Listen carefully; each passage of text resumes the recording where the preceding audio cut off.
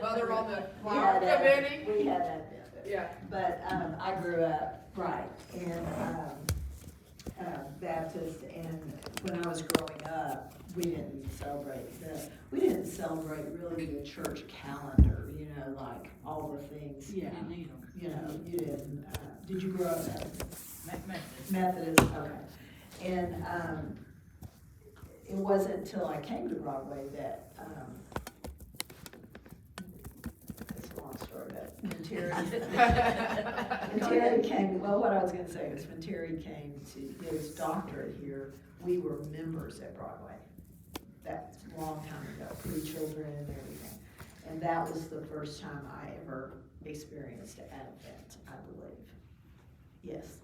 And, I felt, well, I'm not gonna say that first. So if you didn't grow up with it, or if you grew up with it, what is your experience once you started, or if you continue to experience it? But, so what, does it make a difference, is it, or not? Is it just, it's just something and it doesn't really? Well, I can say from my experience, what I have been doing this month is reading the book of Luke.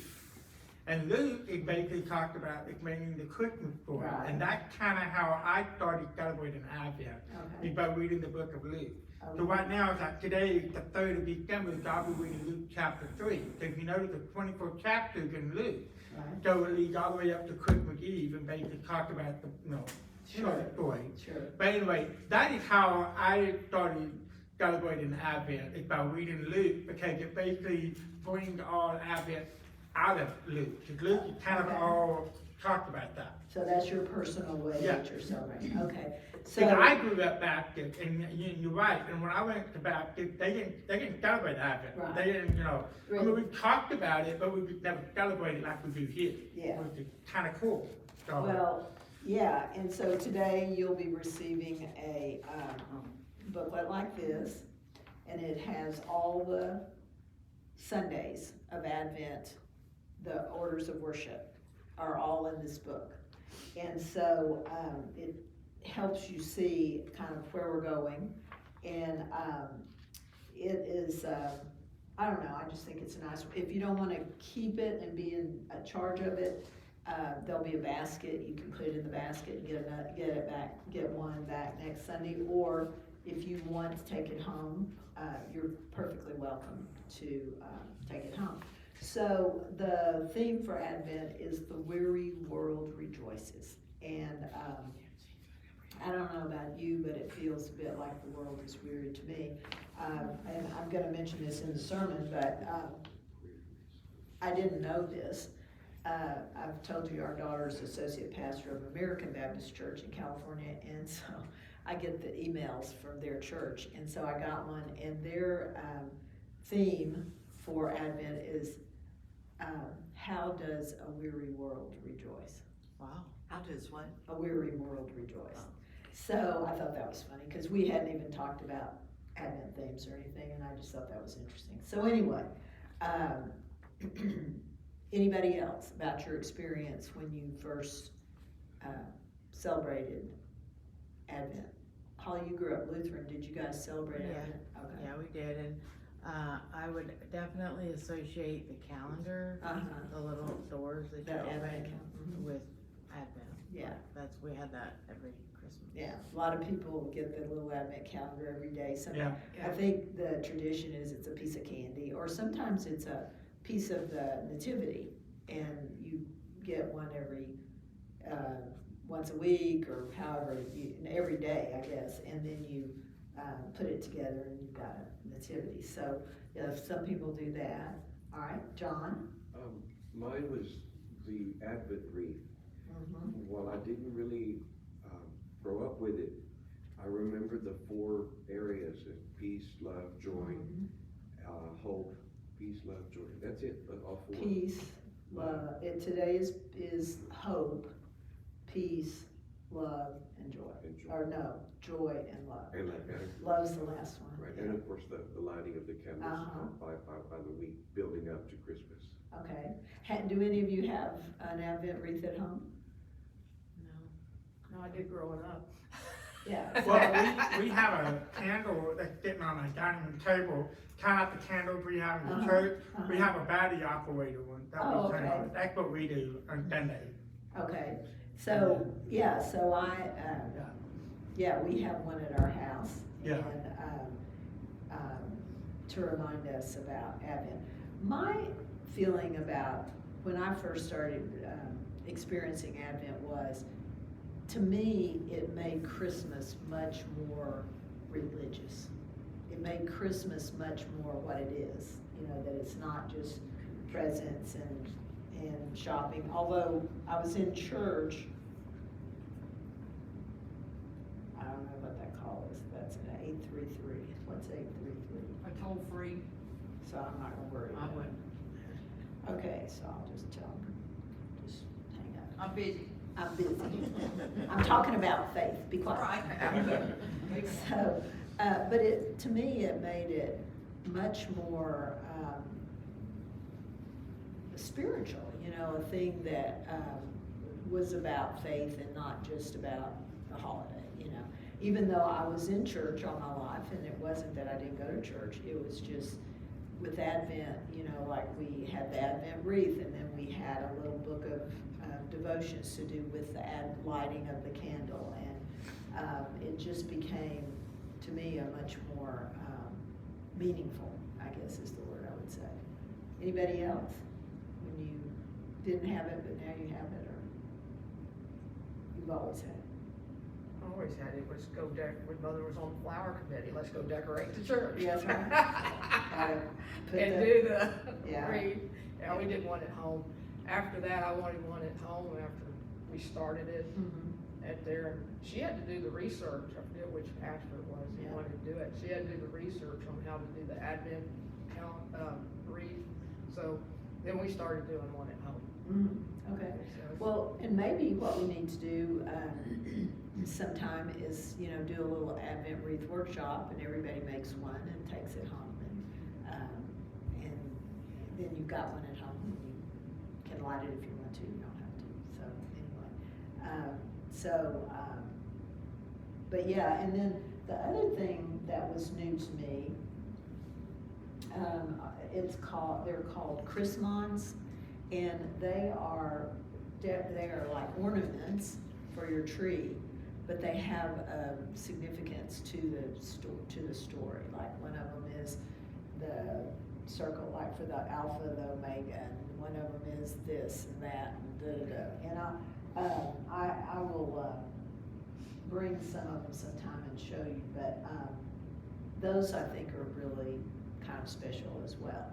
And so I think the things that, yes, John? Was that Christmas? Chrismons, M-O-N, it's Chris, it's like, I think it stands for Christ monograms, and so they're things that have to do with Christ, you know, all different kinds of symbols and that kind of thing. You're shaking your head, Cindy, do you know what I'm talking about? Yes, I do. They're so beautiful. Aren't they pretty? Yes. We went to a service last year and with Jeff and Karen. They had a lot of Tongan people there at that church, and they did a performance and everything. But afterwards, I was just so looking at the tree the whole time, and they were like cross stitched on there, green color, you know. Yeah. You can make them all different ways. I've seen them done with beaded, you know. A lot of them take the ways that people do it takes a lot of time, and people put a lot of energy into it, but you can make them in any form you want. It's just the symbol that is important. So one announcement, I will announce this in church, but if you love the Messiah music, and you like to hum along or sing along, tonight Broadway will be doing their Sing Along Messiah. They've done it every year for 900 to 1,000 years, I guess, and it's always the first Sunday of Advent, and it is, so there will be 800 people singing, so you can sing and you don't have to worry about if you sing it right or not. So just don't sing on the solos. But and even if you just wanna go sit and listen, it's really beautiful. And then on the 16th of December, which is a Saturday, the Turtle Creek Chorale will be singing at Broadway. So I thought we may wanna see if we can get a group. We went several years ago, about 4 years ago. Yeah, I remember that. Yeah. We went there, that was pretty cool. Yeah, they sang there and we had about 20 people. Yeah, I think we had like 4 rows, Yeah. and then we joked, and then we all got together, and I Yeah. thought that was nice. And It was very nice. nice. And of course, they're always wonderful, so. Yeah, they kinda got it up close too, cause that was really Yeah. nice of them to do that. Yeah, So, we did have Yeah. good seats, so. If you do go to the Messiah Sings tonight at Broadway, get there early. That's Take right. get a parking place, cause that place is packed. Right, it's It will free. be, it's free, it'll be packed, Yeah, and part of the symphony's there, the people Yeah. from Baylor. So just FYI, get there an hour early to get a seat. the thing about it is, lots of people love the Messiah, and even people that aren't necessarily religious or spiritual love the Messiah music, and so, Michelle's right, a lot of people will be there, and, it'll be pretty packed, at least it usually is, pretty packed. One time in our church in California, I was sitting there, it was a night, I think the choir was doing their kind of Christmas music, and this friend from a mother of one of the kids that our kids were friends with at elementary school, and I knew that they were Jewish, and she slipped in and sat beside me, and I'm looking at her, and she said, "I just love Christmas music." And so she came and she listened to the Christmas music. So anyway, if those are things that interest you, it is a great opportunity to go and hear. The choir will sing, but everybody in the congregation. And some of the people show up, they have their own book, their own music for the Messiah Sing that they have all the time, and they bring it with them. If not, they have scores for you to use. You can take one and use it and turn it back in. So anyway, it is a fun way to, not fun, but a good way to start. My cup today was a gift, and it's got all these different, can you see all the different people? And it says inside, people person. So that was a Mother's Day gift. So anyway, so today we are talking about hope, and we've talked, I think last week, or maybe that was on prayers, I can't remember, but we've talked about this whole idea of that people are weary, people are, there's just, it's like we go from one traumatic event to the next traumatic event to the next traumatic. I mean, it's not like you have a few days, but it seems like it's just one on top of the other. And so we saw this past week all the hostages that have been released, and of course how overjoyed the families are and that kind of thing. But then last night I looked at the news. You should never look at the news online. And they were talking about now all the stories of rape of the women that have come out, and that was apparently, and you don't know what is true and not true, but apparently that was a stated objective of Hamas, is what they're saying, is that would be a part of their attack. And so this one guy was telling, he hid, a person next to him was shot, a young woman, and he smeared himself with her blood and just kind of laid there hoping they would think he was also dead. And then he hid and watched and reported the atrocities committed against women. And I mean, I think the saddest part of that is, if that woman, I mean, he knew her name, and her parents and friends and siblings, if you're hearing that, it just makes it all worse, to know that. So anyway, so the idea of, we kind of show up at Advent this year just kind of going, maybe some of you don't feel that. If you don't, you're free to tell me that you don't feel that way, that you kind of don't feel a sense of, Weariness? yeah. Anybody feel that way or not feel that way? That's my question for today.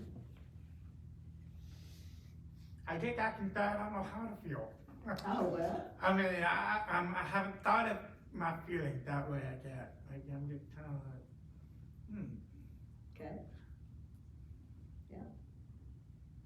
Well, maybe the thing is for you that to be aware of how you're feeling. You know, I mean, it may be good that you're not feeling that way at all. Yeah. And when I talk about weariness, it's not like every moment I go through the day with my chin on the ground. You know, there are moments that I'm perfectly fine and I'm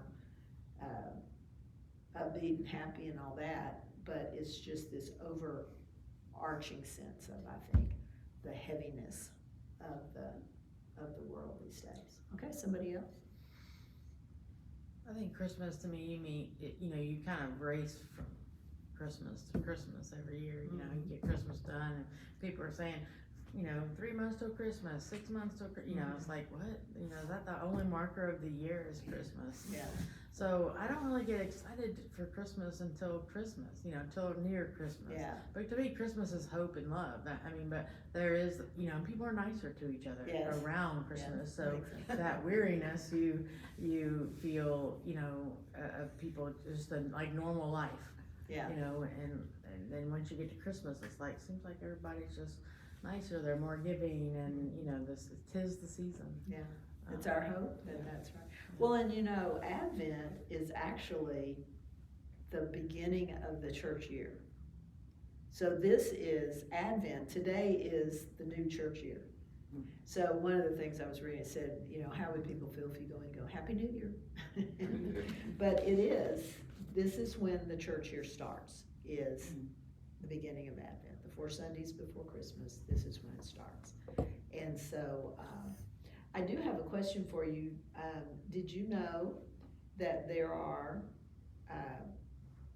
some people will say, well, why aren't we singing blah, blah, blah carol on the first Sunday of Advent? Did you know that there are Advent carols and Christmas carols? So if you look in our hymn book, you will see, it'll have a topic up at the top. And if you look in the back, there are all these topics, Advent, Christmas, and it'll say Advent, or it may say Christmas.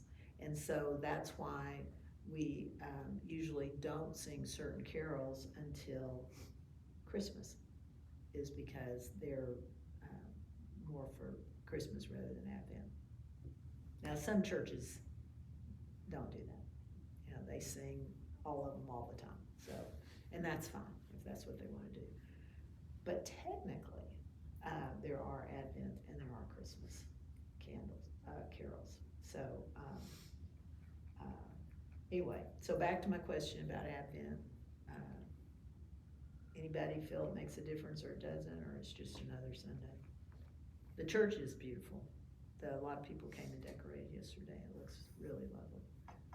So, I find it's not really Advent, but the Christmas spirit. I feel there's a lot of shootings and stuff going, a lot of hate out there, but I also see we're coming out of COVID, and I see a lot more people decorating, a lot more people happier, as well as the just right. So I see that this year.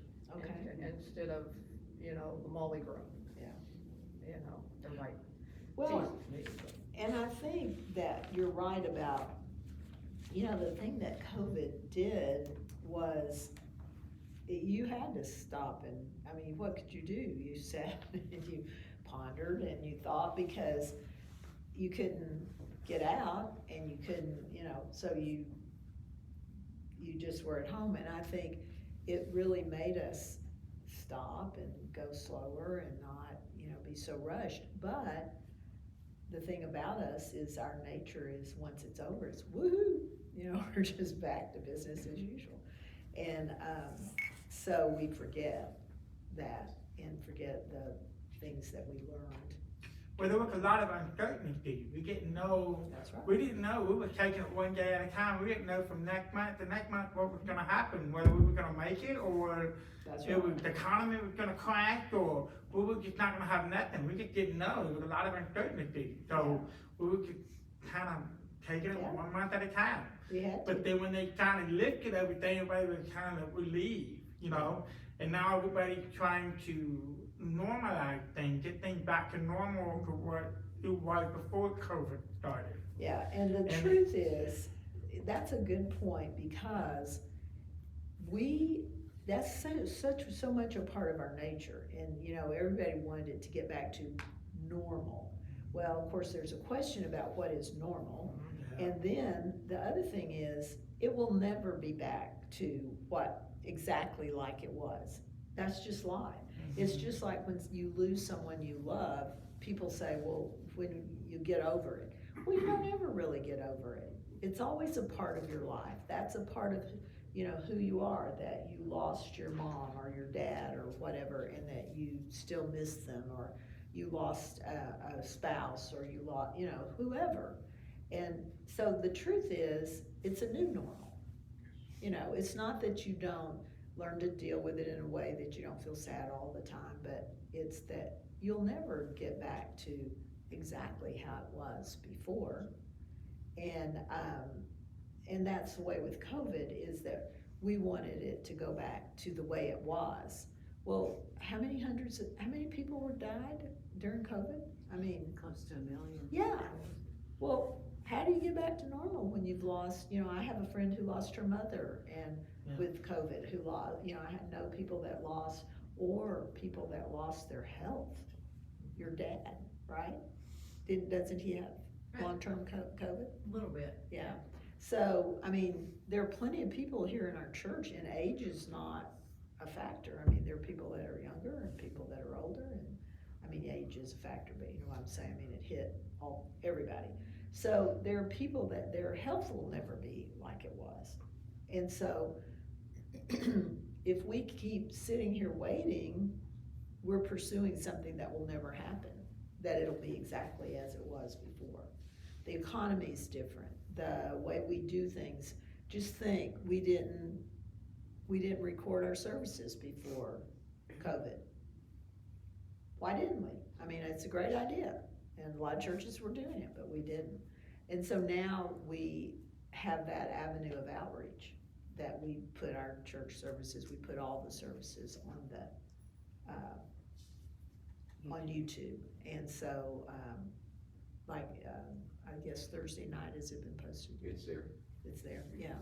And if you weren't here, you should listen to it. It was, Yeah, so like just the last week we were talking about how we're gonna celebrate Christmas with our family. You know, 'cause I've lost my mom a couple years ago. Mhm. Now all of my grandparents have passed away now just recently, and so now me and my dad are just like, well, how can we do Christmas this year? Because we used to all get together and celebrate and have, you know, Christmas dinner or Christmas lunch or whatever, and all that has changed because the people are not in our lives anymore. So Yeah. it's like, what do we do? How do we change that tradition? right, And exactly, so that's just something that I've had to experience growing up, yeah. knowing the older I get, things change year to year. And That's it's right. like, you know, how do I keep that, you know, tradition? It's kind of sad that we're having to change and do things. I've always liked it. Years ago, we all got together and around the table and Right. talk about, you know, things, and now it's not like that anymore. Yeah. And it's just kind of like, wow. So it's hard. It's hard to Absolutely. age and change and evolve as we get older. It's just Yeah. hard. So But I think that's true, and I think that COVID is a perfect example of that it kind of was thrust upon us. You know, it wasn't just the natural aging of people die, get older and die. It was thrust on us, and we had to deal with it, and now we're still dealing with the repercussions. So I think that our human nature is want it to be back to the way it was, but in truth, we're always, just like you're saying, you know, all of life, we're having to create a new normal. What does that mean? Okay, so now I don't have my mama and my, grandparents, so I have to now create, okay, how can I recreate that experience of inviting friends or, and having lived away from family for so much of my life, if you wait to have family, you'll just be waiting, right? Because they can't come because you live far away. And so then friends become family because you get together with them every year, and a lot of our Christmas traditions came from friends that we got together with all the time in California to have Christmas and Thanksgiving and holidays. So you have to then create something new. And, but anyway, so Advent is a time of, there are many ways that you can look at Advent. It's a time of preparation. It's a time of being watchful and waiting and not being rushing. I went to the store before Halloween, and the Christmas decorations and the Christmas stuff was out. And it was like, and I love all of that, but it was like, oh my gosh, you can't even do one, and so there's that, somebody said something about rushing. There's that feeling of, I gotta hurry and do this. I gotta get this done, gotta get this done, gotta get this done. And Advent calls us to do just the opposite, to just sit and ponder and think and kind of prepare, take a deep breath. Oh. Ding. I got it. You got it? We're starting to give you a 2-minute warning, but. It's 9:30 now. It's 9:30. 9:30. You guys are good. You guys are good. I hope you're good. Thank you. And before we go though, let's say a prayer. God, we thank you for Advent. We thank you for this time to remember what this means to our lives, and that it's not just business as usual.